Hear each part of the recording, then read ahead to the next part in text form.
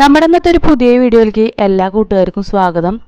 അപ്പോൾ നമ്മുടെ വീട് എന്നും വൃത്തിയായിട്ട് കിടക്കുന്നത് കാണുമ്പോൾ ഏറ്റവും കൂടുതൽ സന്തോഷിക്കുന്നത് നമ്മളെ അമ്മമാർ തന്നെയാവൂലേ. വീട് എപ്പോഴും വൃത്തിയായി കിടക്കാൻ വേണ്ടിയിട്ട് നമ്മൾ ഫോളോ ചെയ്യേണ്ട അല്ലെങ്കിൽ ദിവസം ചെയ്യേണ്ട കുറച്ച് ശീലങ്ങളെ കുറിച്ചിട്ടാണ് ഇന്നത്തെ വീഡിയോയിൽ ഞാൻ ഉൾപ്പെടുത്തിയിട്ടുള്ളത്. അപ്പോൾ വീഡിയോ ആരും സ്കിപ്പ് ചെയ്തിട്ട് പോവല്ലേ, മുഴുവനായിട്ട് കാണാൻ ശ്രമിക്കണേ.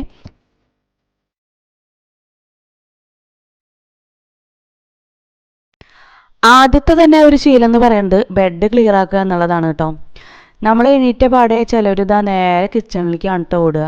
ഇപ്പോൾ സ്കൂളൊക്കെ തുറന്നില്ലേ, ചിലപ്പോൾ അലാറം വെച്ചത് എണീക്കാൻ നേരം വഴുകുക എന്തെങ്കിലുമൊക്കെ ചെയ്ത് കഴിഞ്ഞാൽ നേരെ നമ്മളിതാ ബെഡൊന്നും ക്ലിയർ ആക്കാതെ നേരെ കിച്ചണിലേക്കാണ് കേട്ടോ ഓടുക. അപ്പോൾ അതിനുള്ള ഇടമൊന്നും വരുത്താതെ നേരത്തെ തന്നെ എണീറ്റ് നമ്മുടെ കാര്യങ്ങളൊക്കെ ആദ്യം ശ്രദ്ധിക്കാൻ നോക്കുക. നമ്മളെ ബെഡ്റൂമാണ് നമ്മൾ ഏറ്റവും കൂടുതൽ സ്പെൻഡ് ചെയ്യണ സ്ഥലം. അങ്ങനെയാണല്ലോ എല്ലാവർക്കും. എനിക്ക് അങ്ങനെയാണ് കേട്ടോ. അപ്പോൾ പിന്നെ ബെഡ് ക്ലിയർ ആക്കാണ്ട് നമ്മൾ കിച്ചണിലേക്ക് കിടക്കാനുള്ള കാര്യങ്ങൾ, കിച്ചണിൽ നിന്നല്ല മറ്റുള്ള പണികൾക്കൊന്നും കിടക്കാണ്ട് ആദ്യം ബെഡ് ക്ലിയർ ആക്കാൻ നോക്കുക കേട്ടോ. ബെഡ് തട്ടിക്കുടഞ്ഞ് അതേപോലെ ബെഡ്ഷീറ്റൊക്കെ വിരിച്ച് പില്ലോ കവറുകളൊക്കെ തട്ടി മാറ്റിയതിന് ശേഷം വിരിച്ചിട്ടാൽ തന്നെ നമ്മളെ ബെഡ്റൂം നല്ല നീറ്റായിട്ടോ.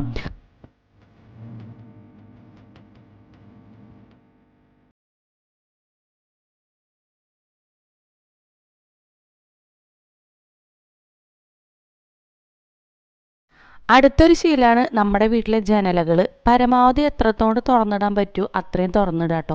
നല്ല ഫ്രഷ് ആയിട്ടുള്ള എയർ നമ്മുടെ അകത്തേക്ക് കയറുമ്പോൾ തന്നെ നമുക്കൊരു പോസിറ്റിവിറ്റി കിട്ടും കേട്ടോ. അപ്പോൾ ഏറ്റവും കൂടുതൽ നമ്മൾ ബെഡ്റൂം പരമാവധി തുറന്നിടാൻ ശ്രമിക്കുക. അതേപോലെ തന്നെ കിച്ചൺ ഏറ്റവും പ്രധാനപ്പെട്ട ഒരു ഘടകമാണ് കേട്ടോ. നമ്മുടെ അടുക്കളയിൽ കുക്ക് ചെയ്യുമ്പോൾ പലതരത്തിലുള്ള സ്മെല്ലുകൾ നമ്മുടെ അടുക്കളയിൽ തന്നെ തങ്ങി നിൽക്കും. അതൊക്കെ പോകാൻ വേണ്ടിയിട്ട് ഏറ്റവും കൂടുതൽ ശ്രദ്ധിക്കേണ്ടത് നമ്മുടെ കിച്ചണിൻ്റെ വിൻഡോയാണ് കേട്ടോ.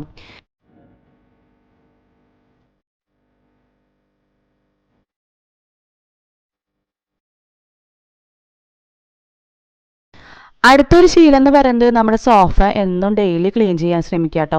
മിക്കവാറും വീടുകളിലും സോഫകൾ കൂടുതൽ സോഫ്റ്റ് മെറ്റീരിയൽ തന്നെയാവും കേട്ടോ. അത് കാരണം കൊണ്ട് തന്നെ കൂടുതൽ പൊടിപടലങ്ങൾ പറ്റിയിരിക്കാൻ കൂടുതൽ സാധ്യത ഉള്ളതാണ് ഈ സോഫയിൽ. അതുകൊണ്ട് തന്നെ ഡെയിലി മെയിൻറ്റെയിൻ ചെയ്ത് ക്ലീൻ ചെയ്ത് പോകാൻ ശ്രമിക്കുക കേട്ടോ. നമ്മുടെ സോഫയുടെ ഏരിയ ഒക്കെ ഇങ്ങനൊരു ബ്രഷ് ഉപയോഗിച്ച് കഴിഞ്ഞാൽ നമുക്ക് പെട്ടെന്ന് പൊടിപടലങ്ങൾക്ക് തട്ടിക്കളയാൻ നല്ല സുഖമാണ് കേട്ടോ. നല്ല ഈസി ആയിട്ട് തട്ടിക്കളയാം. ഇതിനെ തുടർന്ന് വരുന്ന ഒരു ശീലമാണ് നമ്മുടെ വീട് എപ്പോഴും വൃത്തിയാക്കി അടിച്ചു വാരി ഇടുക എന്നുള്ളത് കേട്ടോ. ഒരു ഗസ്റ്റ് വന്നു കഴിഞ്ഞാൽ നമുക്ക് ആദ്യം സ്പെൻഡ് ചെയ്യാൻ കൊടുക്കുന്ന ഒരു ഏരിയയാണ് നമ്മുടെ ഹാളിലെ. വീട്ടിലെ മറ്റെന്ത് പണി കഴിഞ്ഞില്ലെങ്കിൽ നമ്മൾ ആദ്യം ക്ലീനിങ് മസ്റ്റായിട്ട് ചെയ്യേണ്ട ഒരു കാര്യമാണ് കേട്ടോ. പരമാവധി ഉമ്മറും അതേപോലെ ഹാളും ക്ലിയർ ആക്കി ഇട്ട് കഴിഞ്ഞാൽ പകുതി സമാധാനമായിട്ടോ നമുക്ക്.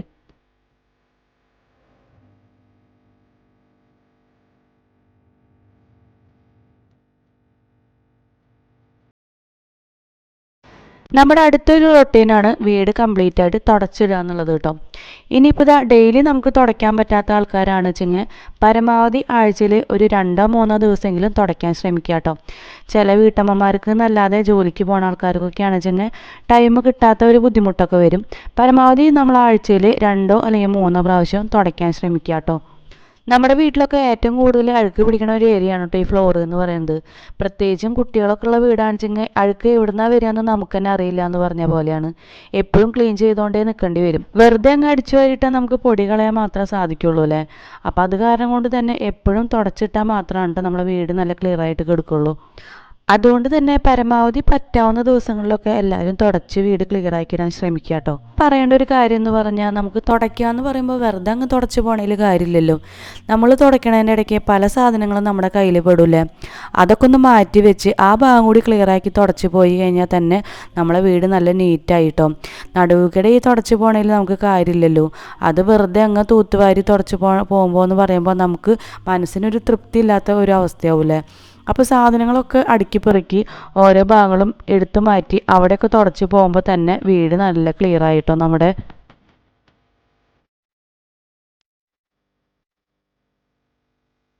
അടുത്തതായിട്ട് ശ്രദ്ധിക്കേണ്ട ഒരു കാര്യം എന്ന് പറഞ്ഞു കഴിഞ്ഞാൽ നമ്മുടെ വാഷ് ബേസിനല്ലേ, അത് എപ്പോഴും ക്ലിയർ ആക്കി ഇടാൻ ശ്രമിക്കണം കേട്ടോ. മിക്കവാറും നമ്മളെ ഡൈനിങ് ടേബിളിൻ്റെ അടുത്തൊക്കെ ആയിരിക്കില്ലേ നമ്മളെ വാഷ് ബേസിൻ. അപ്പോൾ ഈ ഫുഡ് കഴിക്കുന്ന സമയത്തൊക്കെ നമുക്ക് ഈ വാഷ് ബേസിൻ വൃത്തികേടായിട്ട് കിടക്കുമ്പോൾ ഭക്ഷണം കഴിക്കാൻ തന്നെ നമുക്കൊരു മടി വരും അല്ലേ. അതിൻ്റെ കൂടെ തന്നെ ശ്രദ്ധിക്കേണ്ട ഒരു കാര്യമാണ് കേട്ടോ നമ്മുടെ വാഷ് ബേസിൻ്റെ അടുത്തുള്ള ടവല്. അത് മാസങ്ങളോളം കിടന്നു കഴിഞ്ഞാലൊക്കെ അതിൻ്റെ ഒരു അവസ്ഥ ഒന്ന് നോക്കി നോക്കിയേ. അപ്പോൾ അത് നമ്മുടെ ശ്രദ്ധയിൽ എപ്പോഴും ശ്രദ്ധിക്കേണ്ട ഒരു കാര്യമാണ് കേട്ടോ. പരമാവധി ഒരാഴ്ചയിൽ അപ്പുറമൊന്നും നമ്മുടെ വാഷ് ബേസിൻ്റെ അവിടുത്തെ ടവൽ അവിടെ ഇടാണ്ട് സൂക്ഷിക്കുക. ആ ഭാഗങ്ങളൊക്കെ നല്ല നീറ്റ് ആൻഡ് ക്ലിയർ ആക്കി ഇടാൻ പരമാവധി നോക്കുക കേട്ടോ.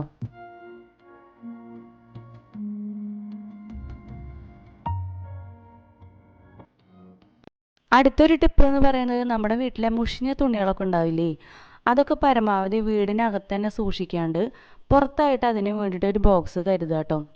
മാറുമ്പോൾ തന്നെ നമ്മൾ വീട്ടിനകത്ത് കുന്നുകൂടിയിടാണ്ട് അത് ആ ബോക്സിൽ തന്നെ നിക്ഷേപിക്കാനുള്ള കാര്യങ്ങൾ മക്കളേനെയും കൂടി പഠിപ്പിക്കുക. മക്കളെന്ന് മാത്രമല്ല വീട്ടിലുള്ള എല്ലാവരും അത് ഫോളോ അപ്പ് ചെയ്യാൻ ശ്രമിക്കുക. അത് മാത്രമല്ല കൈയോടെ നമ്മളത് ക്ലീൻ ചെയ്തിടാനും ശ്രമിക്കണം കേട്ടോ.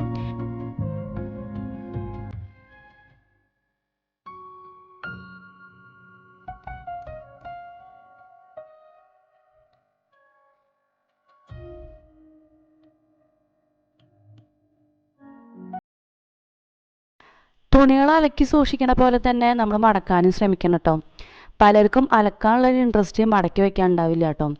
ഞാനടക്കം പലരും ചിന്തിക്കുന്ന ഒരു കാര്യമാണ് കേട്ടോ, തുണികളല്ലേ അത് പിന്നെ മടക്കാം, ഇപ്പോഴത്തെ പണികളൊക്കെ കഴിഞ്ഞതിന് ശേഷം ഫ്രീ ആകുമ്പോൾ മടക്കി വെക്കുക എന്നുള്ളത്. പിന്നെ പതുക്കെ അത് അവിടെ അങ്ങനെ കുന്നാരം കൂടും കേട്ടോ. പിന്നെ അത് അവസാനം എല്ലാം കൂടിയിട്ട് ഒരുമിച്ച് മടക്കാൻ നിൽക്കുമ്പോൾ തന്നെ നമുക്കൊരു മടി പിടിച്ച പോലെയാവും. പിന്നെ അത് മാത്രമല്ല അവിടെ കുന്നാരം കൂടി കിടക്കുമ്പോൾ തന്നെ നമ്മുടെ ബെഡ്റൂം വൃത്തികേടായി. അതൊക്കെ കൈയോടെ തന്നെ ക്ലിയറാക്കി ഒതുക്കി മാറ്റി വെച്ചാൽ തന്നെ നമ്മുടെ ആ ഭാഗം ക്ലിയർ ആയിട്ടോ. അടുത്തൊരു ഏരിയയാണ് നമ്മുടെ ഡൈനിങ് ടേബിളിൻ്റെ ഏരിയ. പരമാവധി എല്ലാ ദിവസങ്ങളിലും നമ്മുടെ ഡൈനിങ് ടേബിളിൻ്റെ ഏരിയയിൽ അടുക്കി പെറുക്കി വേറൊരു സാധനങ്ങളും അതിൻ്റെ മുകളിൽ വലിച്ചു വാരിയിടാതെ അതിൻ്റെ മുകളിലേക്ക് ആവശ്യമുള്ള സാധനങ്ങൾ മാത്രം വെക്കാൻ ശ്രമിക്കുക കേട്ടോ. നമ്മുടെ എല്ലാവരുടെയും വീട്ടിൽ ഓരോ ഡൈനിങ് ടേബിൾ എന്തായാലും ഉണ്ടാവില്ലേ, ചെറുതും വലുതൊക്കെ ആയിട്ടൊക്കെ. ചെറുതായാലും വലുതായാലും അതുള്ളത് നല്ല രീതിയിൽ നീറ്റ് ആൻഡ് ക്ലിയർ ആയിട്ട് ഇടാൻ നോക്കുക കേട്ടോ എന്നും.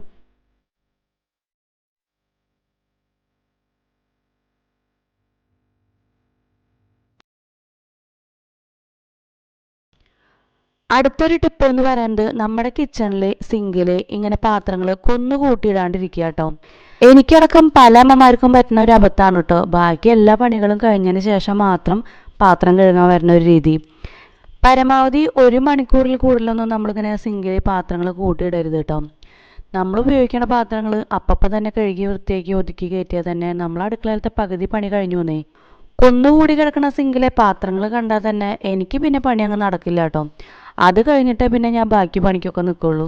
അതോട് തന്നെ നമ്മുടെ സിങ്ക് എപ്പോഴും ക്ലിയർ ആൻഡ് നീറ്റായിട്ട് ഇടാൻ ശ്രമിക്കണേ എല്ലാവരും.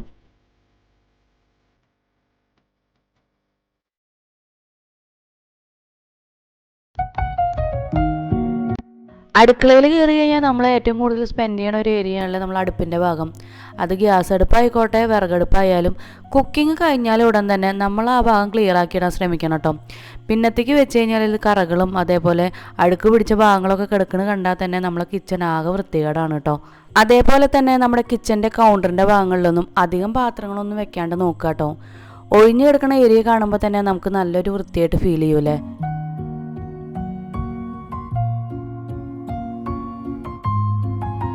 വീട് വൃത്തിയായിരിക്കണ പോലെ തന്നെ വീട്ടുകാരും കൂടി വൃത്തിയായിട്ടിരിക്കണമല്ലോ. പാത്രങ്ങളൊക്കെ കഴുകി കഴിഞ്ഞതിന് ശേഷം നമ്മുടെ കൈ നേരെ പോകും നമ്മളെ ഡ്രസ്സിൻ്റെ മുകളിലേക്കാവൂലേ. അപ്പം ഇങ്ങനെ ഒരു കിച്ചൺ ടവൽ നമുക്ക് വളരെ യൂസിങ് ആണ് കേട്ടോ. അടുത്തൊരു ടിപ്പ് എന്ന് പറയുന്നത് നമ്മുടെ സിങ്കിലെ പാത്രങ്ങളൊക്കെ നമ്മൾ കഴുകും. എന്നാൽ സിങ്ക് കഴുകാൻ എല്ലാവരും വിട്ടുപോകും കേട്ടോ. ജസ്റ്റ് വെറുതെ വെള്ളം ഒഴിച്ച് ഇങ്ങനെ പോവും. അപ്പോൾ സിങ്കിലും ഇതേപോലെ ഒരുപാട് അഴുക്കുകൾ പറ്റി പിടിച്ചിട്ടുണ്ടാവും കേട്ടോ. അപ്പോൾ ഞാൻ ചെയ്യണ ഒരു ടിപ്പാണ് ഇതിങ്ങനെ വിനാഗിരിയും സോഡാപ്പൊടിയും അതേപോലെ നമ്മൾ ഏതെങ്കിലും ഒരു സിങ്ക് കഴുകണ ലിക്വിഡ് എന്തെങ്കിലും യൂസ് ചെയ്തിട്ട് ഇങ്ങനെ കഴുകും കേട്ടോ. അപ്പോൾ അതിൻ്റെ ഗുണം എന്താണെന്ന് വെച്ച് കഴിഞ്ഞാൽ ഈ കഴുകി പോണ വെള്ളം നമ്മുടെ ഔട്ടറിലേക്കാണല്ലോ പോവുക. അപ്പോൾ ഈ ഔട്ടറിൽ നിന്ന് നമ്മൾ രാത്രി സമയങ്ങളിലൊക്കെ ഒരു വല്ലാത്തൊരു സ്മെല്ല് വരും കേട്ടോ. അപ്പോൾ അതൊക്കെ നീക്കം ചെയ്യാൻ ഏറ്റവും നല്ലൊരു സൊല്യൂഷനാണ് കേട്ടോ ഇത്. സിങ്ക് നമ്മളെപ്പോഴും പാത്രങ്ങൾ കഴുകി കഴിഞ്ഞ ഉടൻ തന്നെ എല്ലാ ഭാഗവും ക്ലിയർ ആക്കിയിട്ട് നന്നായി ഉരച്ച് കഴുകി വൃത്തിയാക്കി ഇടാം കേട്ടോ.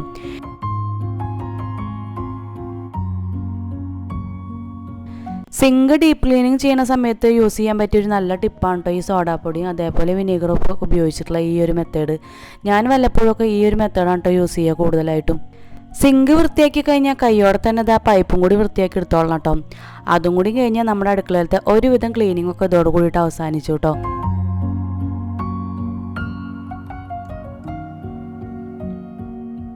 നമ്മളിതുവരെ കണ്ട 15 ടിപ്പുകളും അതേപോലെ ശീലങ്ങളും എല്ലാവർക്കും ഇഷ്ടമാണെന്നുവെച്ചെങ്കിൽ ചാനലൊന്ന് സബ്സ്ക്രൈബ് ചെയ്യാൻ മറക്കല്ല കേട്ടോ.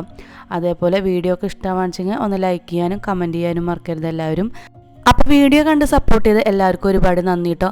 അപ്പോൾ ഒരു പുതിയ വീഡിയോ ആയിട്ട് അടുത്ത വീഡിയോയിൽ കാണും വരെ ബൈ.